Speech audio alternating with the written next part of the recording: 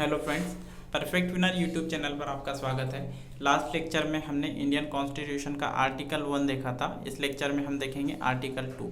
Last lecture में हमने ये देखा था कि आर्टिकल 1 के लास्ट में मैंने आपसे कहा था कि हम अगले लेक्चर में इंडियन कॉन्स्टिट्यूशन का हिस्ट्री और ज्योग्राफी जानने की कोशिश करेंगे।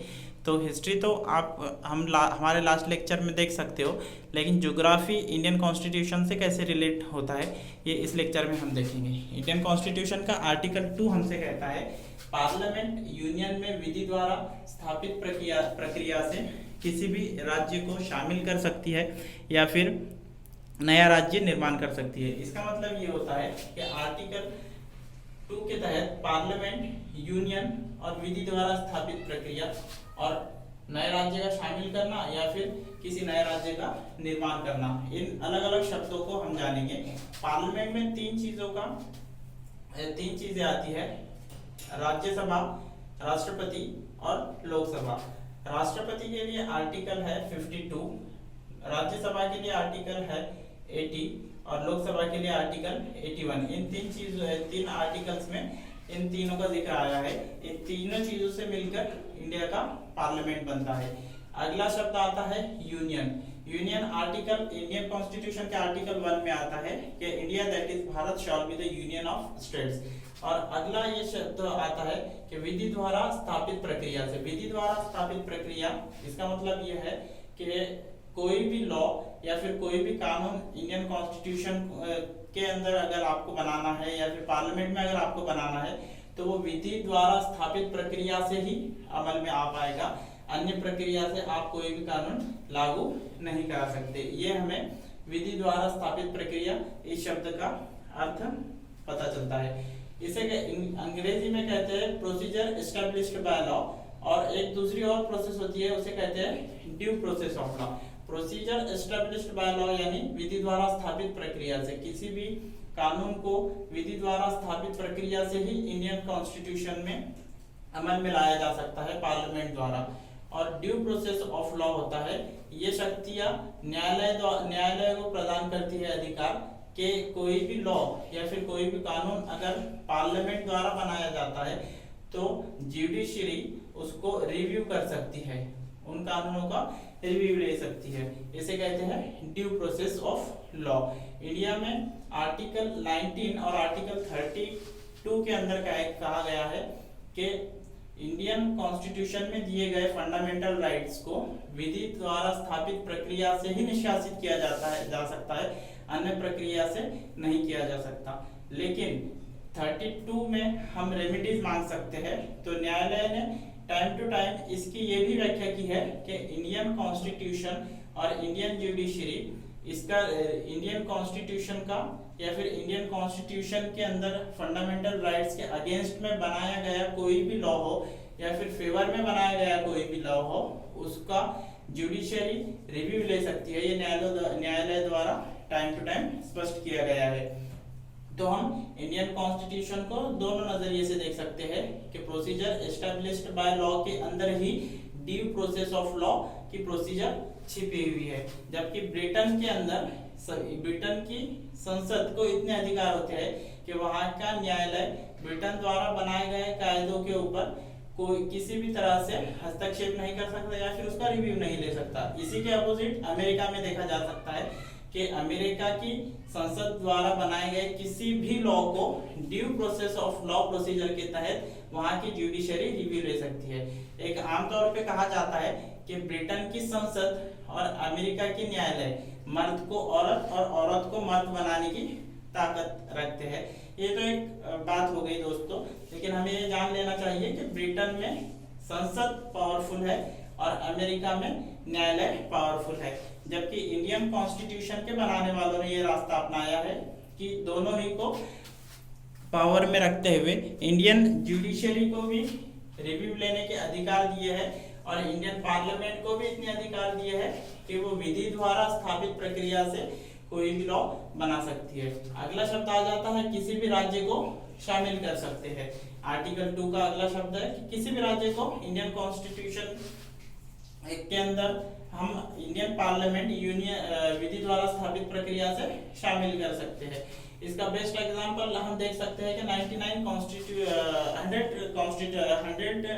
कॉन्स्टिट्यूशनल अमेंडमेंट से इंडिया में अभी कुछ साल पहले बांग्लादेश से हमने भू हस्तांतरण किया था, जो कि इस शब्द का हमने इस्तेमाल करके इंडियन पार्लियामेंट ने विधि द्वारा स्थापित एक प्रक्रिया से वो हस्तांतरण किया था। और उसके बाद हम अगला शब्द देखते हैं कि नया राज्य निर्माण कर सकते हैं। नया राज्य निर्माण कर सकते हैं एक 2014 के अंदर हम देख सकते हैं कि इंडियन कॉन्स्टिट्यूशन में बगैर किसी कॉन्स्टिट्यूशनल अमेंडमेंट के सादे बहुमत से ही हमने नए राज्य तेलंगाना की निर्मित की है, आंध्र प्रदेश राज्य से विभाजन करके।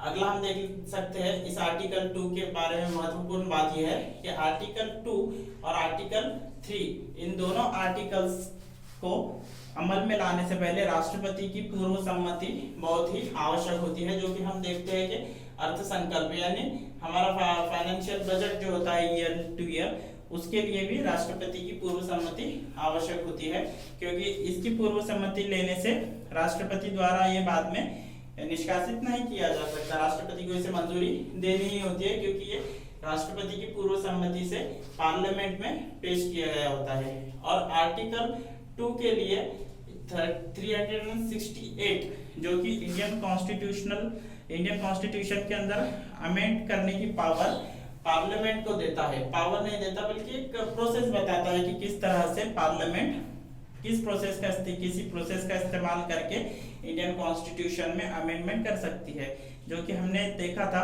कि केशवानंद भारती और गोलकनाथ मामले में सुप्रीम कोर्ट द्वारा ये बताया गया था कि इंडियन कॉन्स्टिट्यूशन का आर्टिकल 368 से पार्लियामेंट को एक प्रक्रिया स्पष्ट कराता है कि वो किस प्रकार से इंडियन कॉन्स्टिट्यूशन में अमेंडमेंट कर सकती है। ये अधिकार प्रदान नहीं करता कि पार्लियामेंट को संपूर्ण अधिकार है कि वो अमेंडमेंट करा ही सके।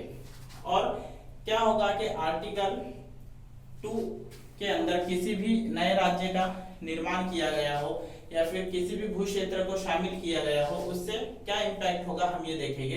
तो अनुसूची 1 और अनुसूची 4 के अंदर हमेशा ही बदलाव किए जाएंगे जब जब आर्टिकल 2 के अंदर चेंजेस किए जाएंगे, क्योंकि अनुसूची 1 के अंदर हमें बताया जाता है कि इंडिया का जो क्षेत्र होगा उसमें कितने राज्य होंगे और कितने केंद्र शासित प्रदेश होंगे, जो कि हम जानते हैं कि 2019 में जब जम्मू एंड कश्मीर का विभाजन करके 2 केंद्र शासित प्रदेश जो यूनियन टेरिटरी बनाए गए, उस वक्त भारत में राज्यों की संख्या 29 से घटकर 28 हो गई और यूनियन टेरिटरी की संख्या 7 से बढ़कर 9 हो गई, जो कि अब द्वीप दमन के एकत्रीकरण के बाद 8 है।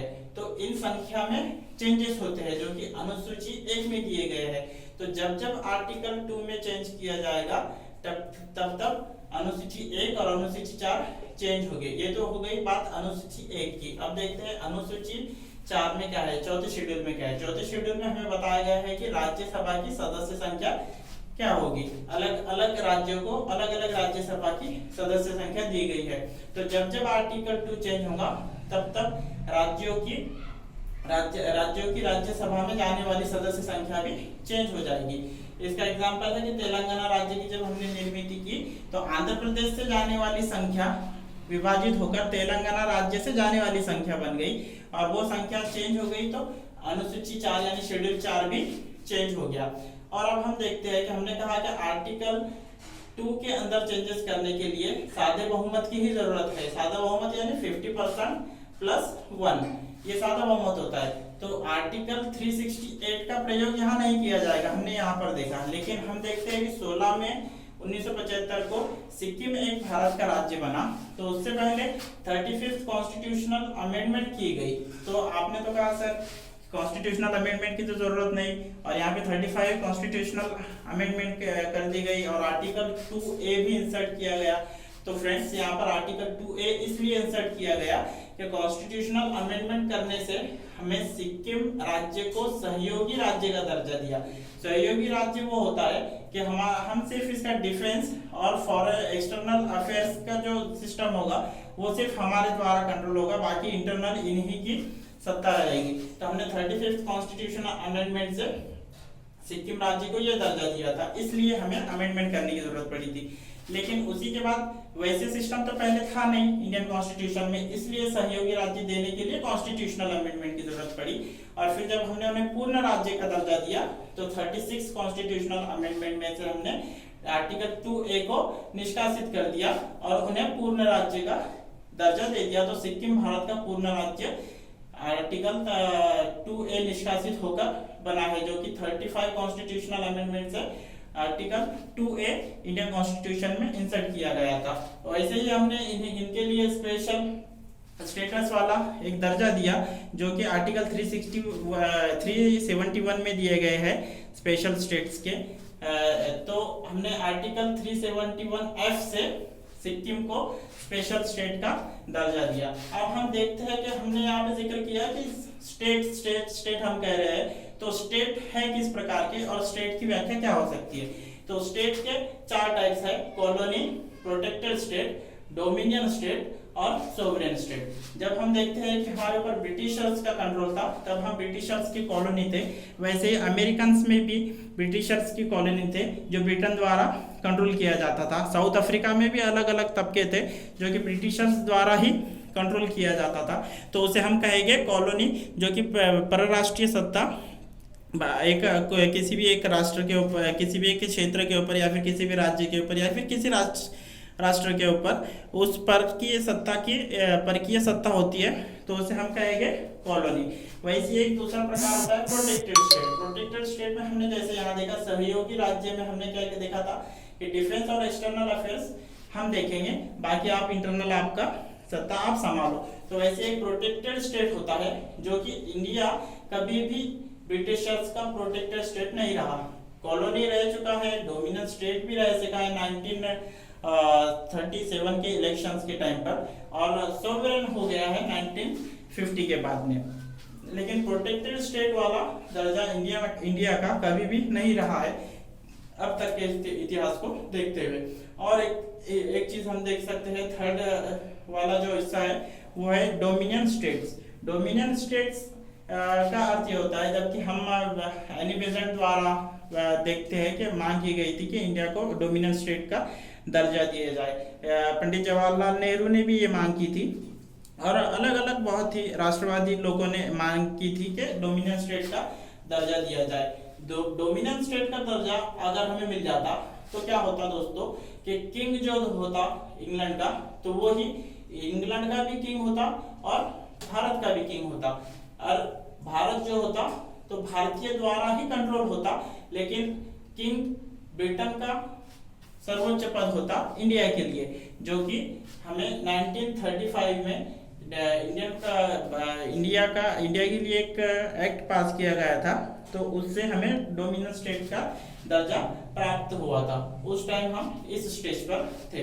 और रही बात सोवरेन स्टेट की, तो सोवरेन स्टेट वो होता है जिसके ऊपर ना किसी की अंतर्गत सत्ता है, ना ही किसी की बाह्यगत सत्ता है। वो हर तरीके से अपने फैसले लेने में सक्षम होता है, उसके ऊपर किसी का दबाव भी नहीं होता और कुछ नहीं होता, उसे कहते हैं सोवरेन स्टेट। तो 14 अगस्त 1947 में इंडिया की जो घटना परिषद थी, जो टेम्पररी बनाई गई थी, जो इंडियन कॉन्स्टिट्यूशन को बनाने का काम कर रही थी, तो इंग्लैंड के संसद द्वारा एक एक्ट पास किया गया था कि इंडिया को अब फ्रीडम दिया जाएगा। उस एक्ट के पास होने के बाद 14 अगस्त 1947 से वो जो घटना परिषद थी, तो वो घटना परिषद इंडिया की उस टाइम पे सार्वभौम हो गई, यानी सोवरेन हो गई। सोवरेन शब्द का मराठी या फिर हिंदी अर्थ होता है सार्वभौम होना। तो 14 अगस्त 1947 को वो सोवरेन हो गई, और इंडिया सोवरेन हुआ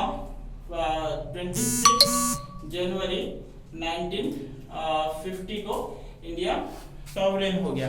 तो ओके फ्रेंड्स, हम कल के लेक्चर में देखेंगे कि आर्टिकल 3 हमसे क्या कहता है और उसे हम किस प्रकार से समझ सकते हैं कि इंडियन कॉन्स्टिट्यूशन के प्रेजेंट सिचुएशन के एग्जाम्पल, और वो आर्टिकल हमसे क्या कहता है, इन दोनों का कॉम्बिनेशन मिलाकर हम अगर समझेंगे तो हमें समझने में आसानी होगी। Okay friends, thank you.